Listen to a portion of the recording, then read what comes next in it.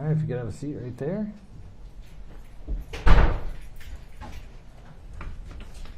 Good afternoon. You are Juror 121, is that correct? Correct. All right. I'm going to go through a couple things before I turn it over to the attorneys. First of all, I'm going to swear you in so that all your answers are under oath. So raise your right hand, please. Do you swear or affirm, under penalty of perjury, that you will truthfully answer all questions about your qualifications to serve as a juror? Yes. All right, thank you. A few things. You filled out a questionnaire. Thank you for doing that. Gives us a lot of good information. Everything in that questionnaire correct? Yes. All right. Now, when the attorneys are asking you questions, there may be some things that come up that you realize, oh, I probably should have answered that differently. Maybe my opinions have changed. Things like that. And they will probably read you the question and the answer, not to be confrontational, but just so you know what you actually said. But as you sit here right now, any changes or additions that you can think of? No. All right. At some point, it may come to you that, oh, there is something I should have put in, or that was inaccurate, or my opinions have changed. If that happens, we're fine. In fact, I hope you feel comfortable saying something different than what was in the questionnaire. Okay? Sure. Now, the questionnaire also advised you that since you're a potential juror, that you should not read any articles, avoid the media about this case. Were you able to do that? Yes. Now, we also recognize that the media is publishing a lot about this case. And it's been a couple months since you filled out the questionnaire. Have you been exposed, even inadvertently, to any information about the case, a related civil case, pretrial matters in this case, anything like that? No, I don't think so. Okay. Nothing you can recall? Okay. Are you a news junkie or not a news junkie? I wouldn't say I'm a news junkie, but I try to just kind of check out articles. Okay. Just kind of go through so I can see like what is happening in the world. All right. Just kind of on a daily basis, look through the headlines, see what's interesting. I wouldn't even say daily. Maybe every couple of days, I'll just kind of scroll through. All right. Pretty much on the internet, or do you get the? Yeah, on the internet. Okay. In your scrolling or checking every now and then, see any headlines related to this case or related civil case, anything like that? Not that I can recall. No. Okay. All right. The important thing is that you decide the case only on what you hear and see in the courtroom. You cannot base your decision as a juror on something you may have seen elsewhere. Right. In fact, everybody who comes in here has some knowledge of the case. Some more than others, some more accurate than others, at least based on what we know. Can you put all that aside and put aside any opinions you have formed, which are okay. It's all right to have opinions. The only question is, can you put them aside and be fair and impartial? Yes. Okay. You did have an answer to a question. Any reason that you could not be a fair and impartial juror in this case? If yes, please explain. I do not believe so, unless following I before E laws is a disqualifying factor. Anything else? I'm sorry, what was that? In answer to number 9, is there any other reason you could not be a fair and impartial juror in this case? If yes, please explain. And it talked about I before E, that you're a violator of the I before E law. Oh. Recall putting that down? No, I don't. Okay, you are Juror 121, right? Yes. Okay. Is there any reason why you could not be fair and impartial in this case? No, I don't think so. Okay. And work? Sounds like your work is monotonous, so this would break up your routine. Yeah, a little bit. Okay. Without telling me where you work, or we don't want to get too much identifying information. What is your work and what do you do on a daily basis? It's a warehouse for retail. All right. How long have you been working there? Just over 3 years. Okay. All right. And you can be sequestered overnight, is that correct? Yes. All right. You did say you wanted to serve on this jury. Correct. How badly do you want to serve on this jury? I mean, kind of, honestly, kind of half and half. Okay. Like I do because it's, it'd be really interesting to be a part of it, but at the same time, it's kind of high pressure. So Sure. there's that aspect as well. All right. I'm just looking for our bottom line question, which is question number 10 in part 1, which basically says in a very wordy manner, can you be fair and impartial? And you said yes. Tell me why. Why do you think you'd be a good, fair, and impartial juror? I guess just kind of generally speaking, I really like to look at both sides of arguments. I consider myself to be fairly unbiased towards things. I mean, I do have opinions, certain opinions about things, but just kind of in a general sense, I like to hear both sides of an argument and try to, I guess, remain as centered as possible. All right. Okay. This trial is going to be 4 weeks. Can you make that work? Yes. And did you recognize any of the witnesses on the list? I did not. All right. Well, then I'm going to turn it over to Mr. Nelson. As to Juror 121, you may inquire. Thank you, Your Honor. Good afternoon, sir. Hi. Thank you for your time and patience here today and for filling out the questionnaire. I'm going to ask you a series of just kind of general questions first, and then I'll come back to your questionnaire and ask you some follow-up, if that's okay. Sure. Again, we're not trying to trick you. We know that it was a while ago that you filled this out. I'll read you the question and what you wrote. All Okay. right? Okay. If you and I were to meet under different circumstances, some sort of social event, what are a couple things I learn about you during that conversation? I probably learned that I really enjoy music. I do a lot of audio production. I do some film production as well, just as a hobby. And I like to write and just kind of, I guess, try to keep up on philosophy and social issues as much as possible. Okay. So a pretty creative guy. Yeah. Mm-hmm. Cool. You had obviously heard about this case before coming in and filling out this questionnaire, right? Yes. And fair to say you formed some opinions about this matter. Correct. And ultimately, you then received the packet in the mail indicating that you were a potential juror in this case. What was your reaction, your initial reaction to that, to learning that? I guess surprise. Okay. Why? Why would you be surprised?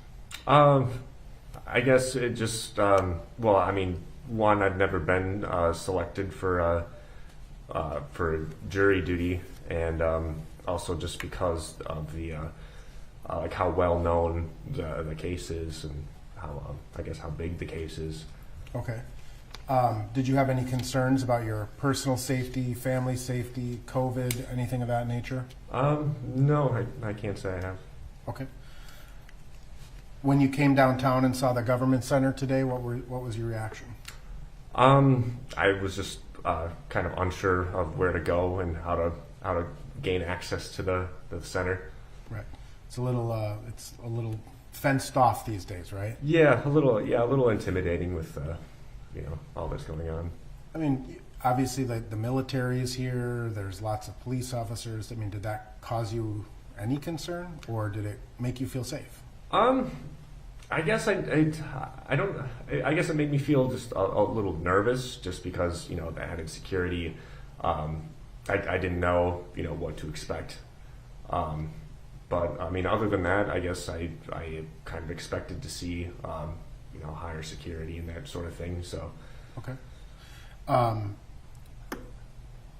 How about when you heard that we're doing what we can to protect your anonymity? I guess I just I found that to be understandable. Okay. At some point, your name may be released when the judge determines that it's safe to do so. Sure. So, does that add any added layer of reassurance? I guess I'm kind of ambivalent about it. I don't really have an opinion. Okay. Can you think back in your personal or professional life and kind of determine or think about a time when you had to resolve a conflict between two people? Yeah, I can think of a couple times, I guess. I guess it would be either specifically between maybe two friends that were having an argument. I definitely tried to almost play rough in that situation. Try to be like the middleman and like hear both sides of everything. I really don't like conflict, so when two people that I know are having an argument, I usually try to interject myself in the middle and just try to be sort of play peacekeeper. I've also had similar situations as a manager in fast food and having to deal with maybe employees that have had arguments or differences, and in that same respect, I also try to just be the peacemaker in that situation and get people to just relax and not be so heated about things. Ultimately, you know that there's a pretty significant conflict here, right? Yes. Between the state of Minnesota and Mr. Chauvin. Yes. And that's ultimately what your role would be, is to resolve that conflict. Right. And in the jury room, you know, you're one of 12 people, and conflicts may emerge within the deliberation process. Right. How would you envision your role, you know, being as a kind of the mediator, peacekeeper type in that situation? Well, I would just try to make sure that both parties respect what the other party has to say. You know, giving each person, or allowing each person to have you know, enough time to talk and get their point across, or their viewpoint across, without the other person trying to interrupt, and just like, you know, allowing them to hear each other out, and just trying to keep tension and frustration at a minimum. Just making sure that everybody tries to remain logical and not let their passions get in the way of their judgment. Do you think it changes the analysis if you're in conflict yourself with one of the other jurors? I'm sorry? So rather than you being the mediator and observing conflict between two people, Sure. What if you're involved in the conflict yourself? Like, what if you disagree with a group of jurors? I mean, I guess I just try to be as respectful as I can in my own disagreement.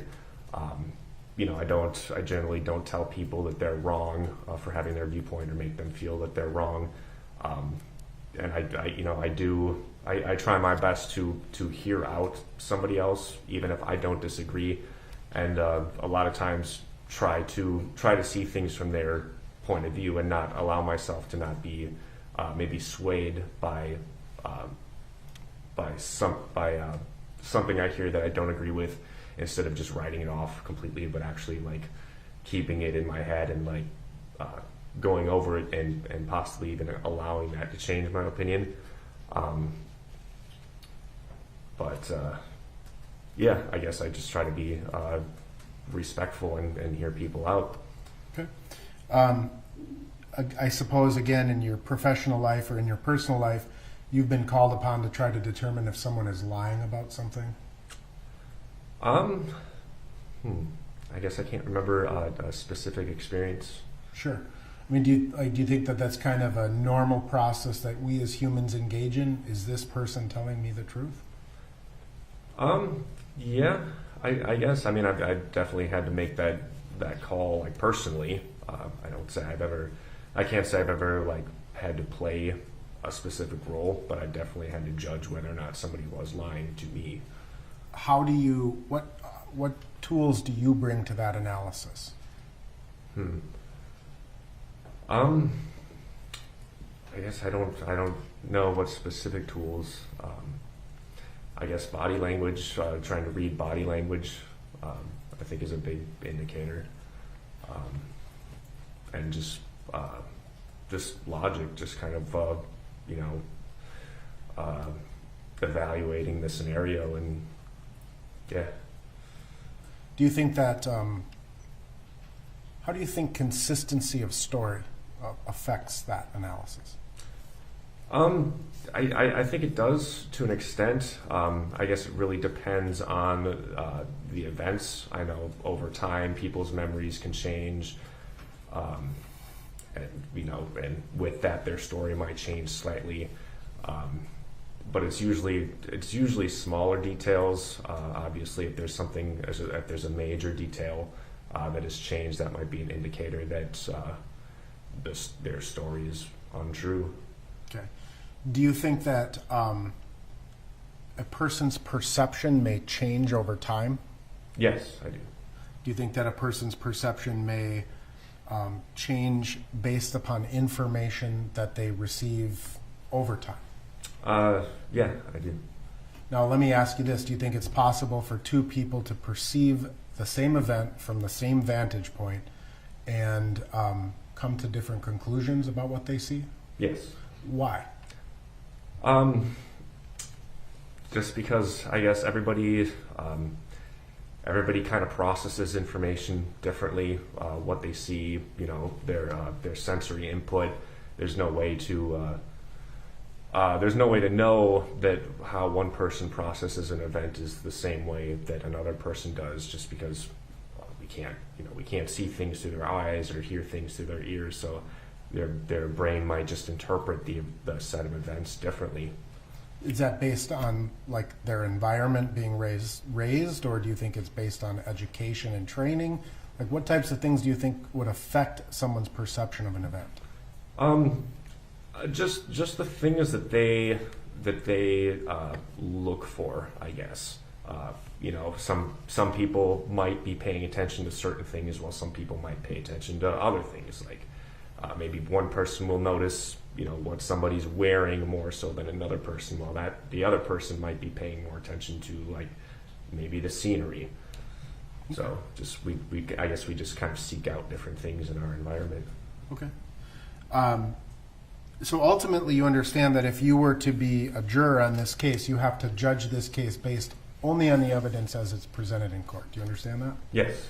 And anything that you may have learned about this case before coming into this courtroom or filling out this questionnaire, you have to basically, in a sense, erase it from your memory. Yes. Can you do that? I think so, yes. Will you do that? Yes. Okay. At the end of the case, the judge is going to give you the law that applies in this case. Mm-hmm. And you have to decide the facts based upon the law he gives you. You may read the law and you may go, that can't possibly be right, or we really need to work to change this law, right? You may disagree with the law. Sure. Can you apply the facts of this case to the law as the judge gives it to you, even if you think it should be different or is wrong? Yes, I can. Just want to follow up with a few questions on your questionnaire, sir, and I'll try to make it relatively quick.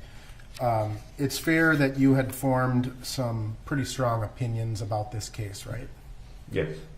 And again, I don't question your the right for you to have your opinions, but we need to make sure that you can set those opinions aside and that you can be an impartial juror. Do you understand that? Yes. All right. And so by me asking you questions about your opinions, I'm not questioning your thought process. I just want to make sure that we're getting true and honest answers. Sure. Okay? Mm-hmm. All right.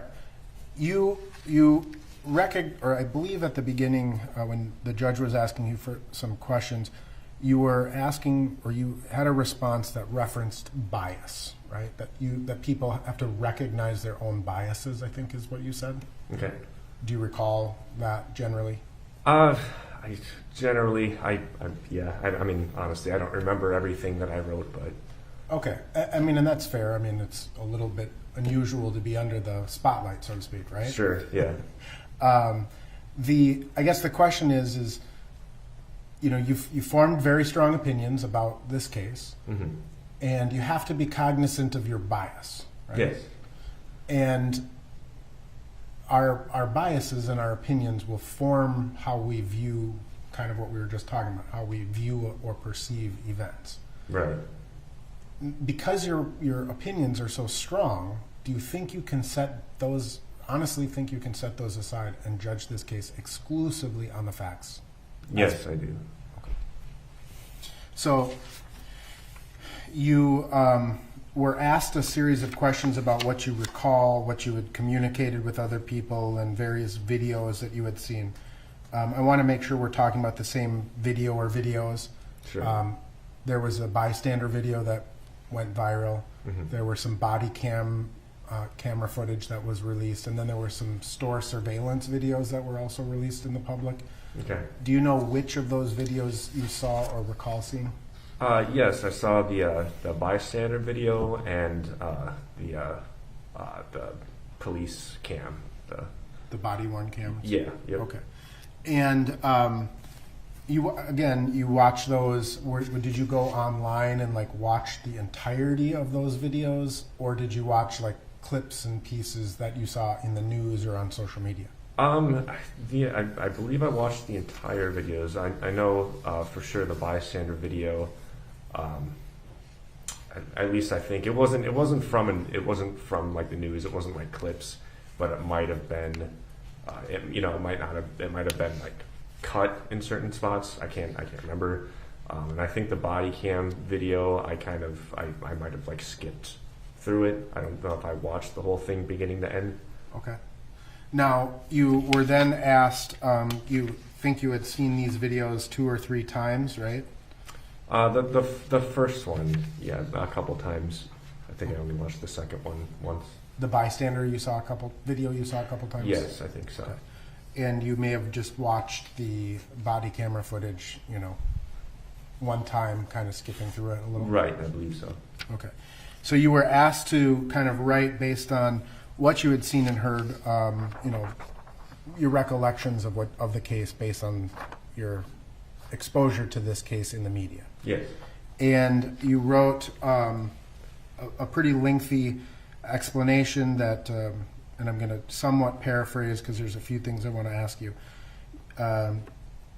You understood that Mr. Floyd may have made a purchase with a counterfeit bill. That's why the police were called.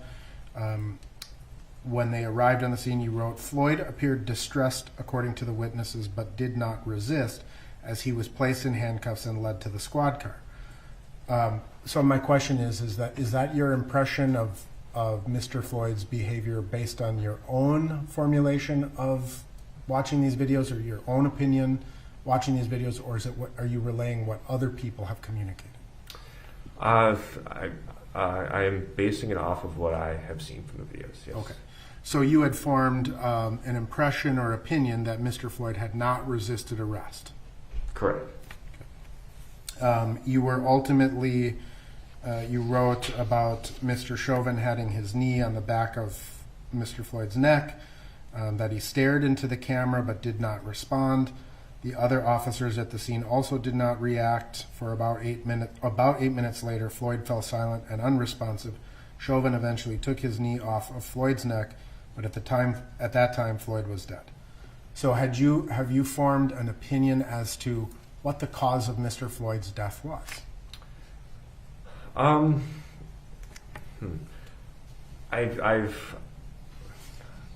guess not. I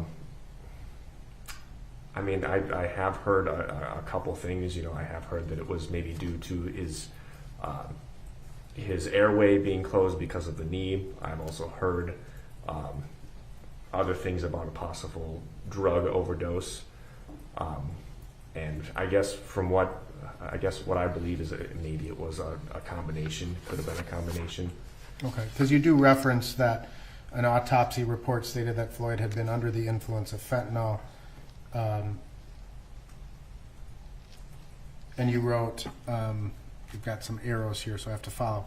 Body cam footage that was later released revealed that Floyd had been put in the back seat of the police vehicle moments before ending up on the ground beneath Chauvin's knee.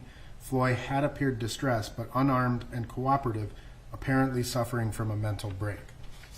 Do you recall writing that? Yes. Okay. And again, ultimately you understand that I'm not questioning your intent, right? Sure. It's the presumption of innocence applies in this case. Do you understand that? Yes. That means that right now Mr. Chauvin is innocent. Correct. And the defense has no burden to prove anything. We don't have to call witnesses. We don't have to introduce evidence. We don't have to ask a single question. Are you okay with that? Yes. And it's not the defense's burden to like prove anything to get you back to the presumption of innocence and then make the state, hold the state to its burden. You understand that? Yes. That's not the nature of our law. And you can do that. Yes, I believe so. You were asked about your opinions or general impression of the defendants. At the time, it was all 4 officers. But you wrote that you have a very negative impression of Mr. Chauvin. And you wrote, I feel that Chauvin used excessive and unnecessary force and that the other officers should have at some point intervened. So it's fair to say you formed an opinion that what you saw in this video constituted excessive force. Yes. Again, you understand that the police procedures, police training, police use of force, all of that may become an issue in this case. Yes. And so again, recognizing our biases and where we have to start from being the presumption of innocence, you can put all of your previous assumptions aside, start from zero, listen to the evidence, and presume Mr. Chauvin innocent. Yes. You were also asked if you had ever talked about this incident with your friends, family, coworkers, discussed it online, etc. And you wrote, my opinion was that his death was the result of excessive and unnecessary force by Chauvin and a lack of intervention from the other officers involved. Right? So it sounds like you formed an opinion that Mr. Chauvin caused Mr. Floyd's death. Yeah, I believe so. Okay. And again, you know, right? I mean, you understand, do you understand why I would be concerned? Yes.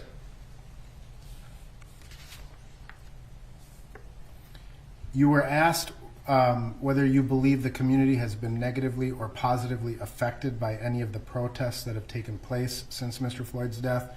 And you wrote both positively in the sense that it raised awareness of the potential cases of police brutality, and negatively in the sense that it has created divisiveness in people's opinion about the protests.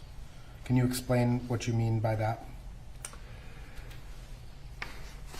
Well, I mean, obviously there have been a lot of ways in which things have been negatively affected with riots, destruction of property, businesses being destroyed.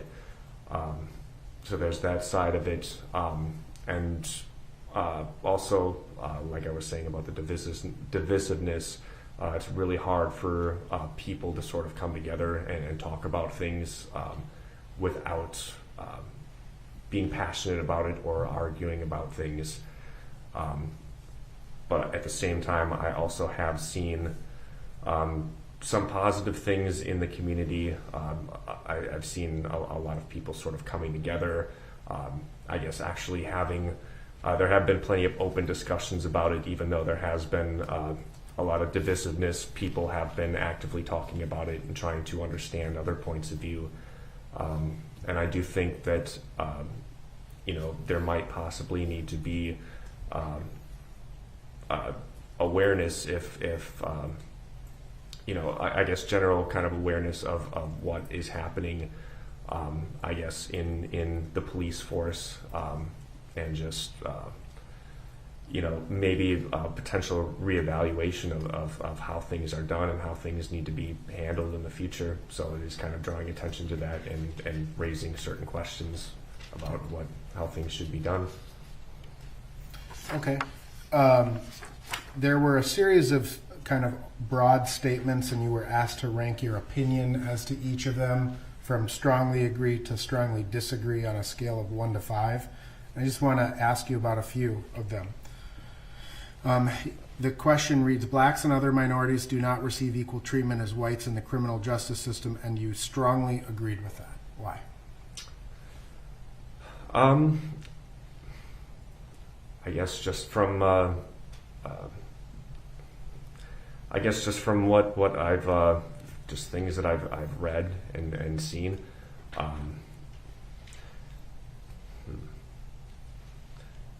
I guess it seems to me that a lot of blacks and minorities tend to live in lower income areas, and I usually tie lower income areas as having more crime and therefore being more heavily policed. And just because those areas tend to have a higher concentration of black people and minorities, I do feel that there is a little bit of a difference there in how often or how much more they might be policed and how they may be dealt with differently. Okay. The statement reads, I support defunding the Minneapolis Police Department, and you somewhat agreed with that? Why? I do think that there may be certain things that need to be changed. I guess as far as defunding goes, I think I don't believe so much in defunding as possibly reassessing how funding is distributed, and maybe seeing if there's different ways, different areas that certain funding can go to, as far as maybe creating different programs or funding other programs, better funding for other programs and that sort of thing. Okay. Now, the statement reads specifically, Minneapolis police officers are more likely to respond with force when confronting black suspects than when dealing with white suspects, and you somewhat agreed with that. Can you explain why? I guess I've just certain videos and things, certain videos, certain articles, certain things that I've read that people have said and experienced. Okay. I mean, and it's specific to the Minneapolis Police Department? I guess I wouldn't say specific to Minneapolis. Okay. I don't know, I might have missed that. So, I mean, ultimately you understand that this case involves the Minneapolis Police Department in a significant way, right? Correct, yes. And one of the questions here is, local police departments try to cover up excessive force rather than correct it, and you strongly agreed with that. Okay. Yeah, I guess I did, yeah. Okay. I mean, why do you, what do you base that opinion on? I guess I kind of see that in a lot of other places. A lot of, I guess in a lot of government situations or business situations, a lot of times it just seems like it's in a certain group's best interest to kind of maybe sweep certain things under the rug. Things that might involve a lot of money, or having to restructure things, or just might give something a bad image. I don't think it's specific to just police departments, but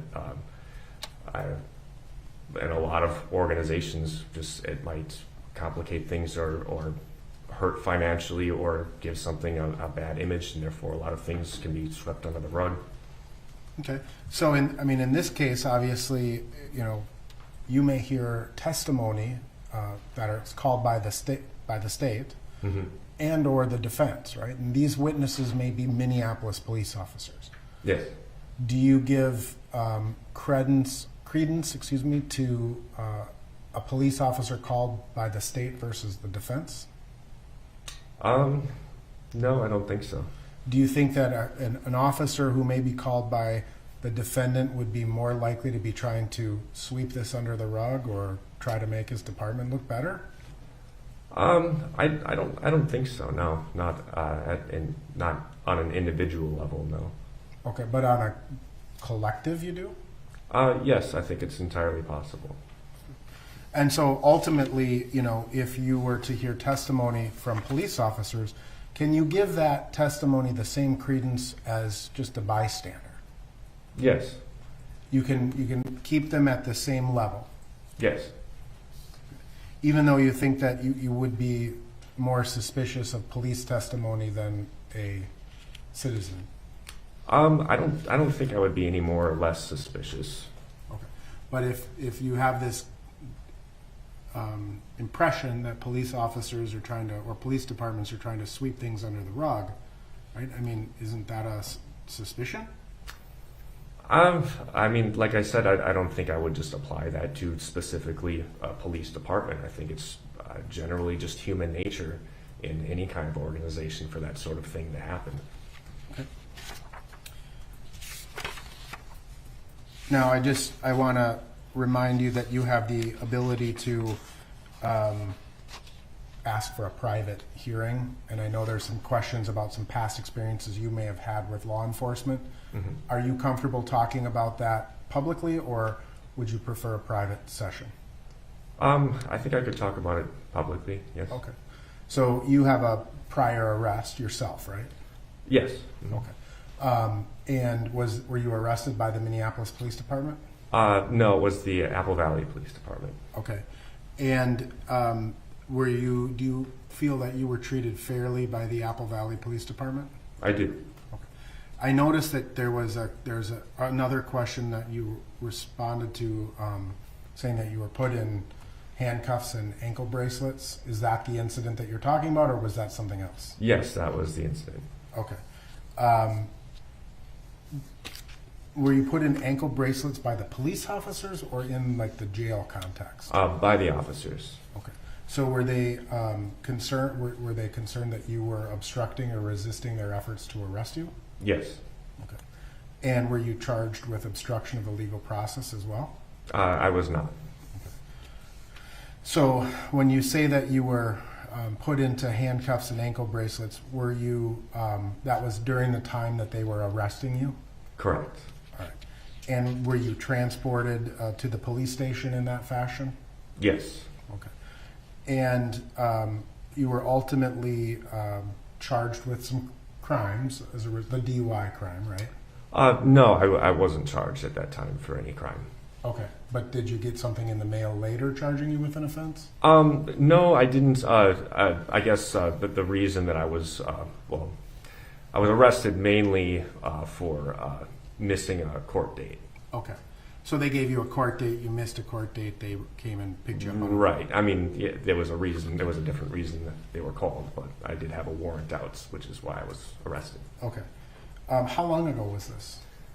I would say 9 years ago, maybe 8 or 9 years. Okay. And again, in terms of how you were treated by that police department, either at the time of your initial arrest or when you were arrested on the warrant for missing court, is there anything about how the police treated you that biases you against police officers? No, not at all. Okay. You were also ultimately had to go to court, deal with a prosecutor, things of that nature, right? Yes. Okay. Did you retain an attorney to represent you, or did you go in and do it on your own? I had a public defendant. Okay. Do you think that the court system treated you fairly? I do, yes. Do you think that the prosecution treated you fairly? Yes. All right.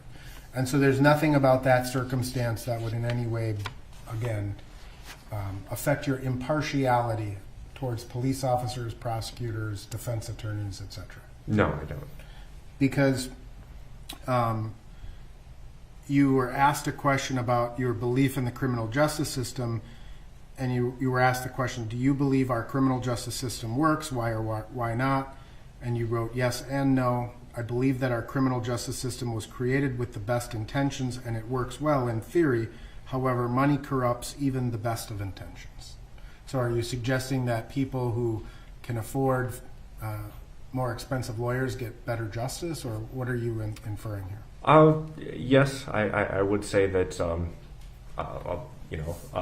in the sense that money is involved, I do think being able to afford a better defense is more beneficial. Also, just having the ability to make bail or So there's that, the ability to make bail, and then just also just sort of the way the prison system is set up. I think a lot of money has a lot to do with the whole structure of that. So, I just have to kind of, I guess, I'll conclude my questions, sir, in this way. You were asked if you wanted to serve as a juror, and you said yes. And you wrote, I've never served on a jury, and I look forward to the experience. But the bottom line is, there are some people who will just say whatever they can to get off of a jury or out of jury service. Mm-hmm. And there are those that will say whatever they think they need to say in order to get on to a jury. Does that make sense to you? Yes. So, when I look at your answers to the questionnaire, you formed very strong opinions that this was a case of excessive force. You determined, at least you formed the opinion, that the force was the cause of Mr. Floyd's death. You shared and expressed those opinions. You believe that police officers work to cover up, crimes, or police departments, and I know other organizations as well, not trying to just simplify it. Sure. But you have all of these very, very strong, biases, right? And what we're looking for is someone who can just be neutral, right? Sure. Like idle and neutral, listen to the evidence, right? And don't put it in gear until you've heard all the evidence. Is that Sure. And you're confident that you can do that in your heart of hearts. I have to take you at face value. Yes, I think so. May I have a moment, Your Honor? Yeah.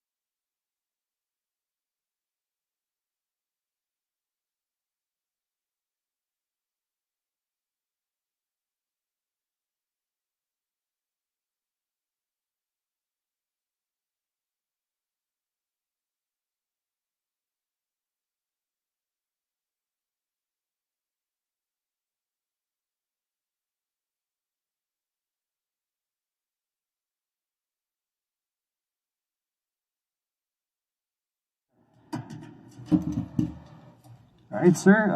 Juror number 121, we're going to excuse you from this panel. So Okay. talk to the deputy. He'll take some paperwork from you, and you will not be called back on another case. So you are off jury service completely. Okay. All right? All right, deputy will help you out. Thank you. Let's take a 20-minute break, 5 after 3, please.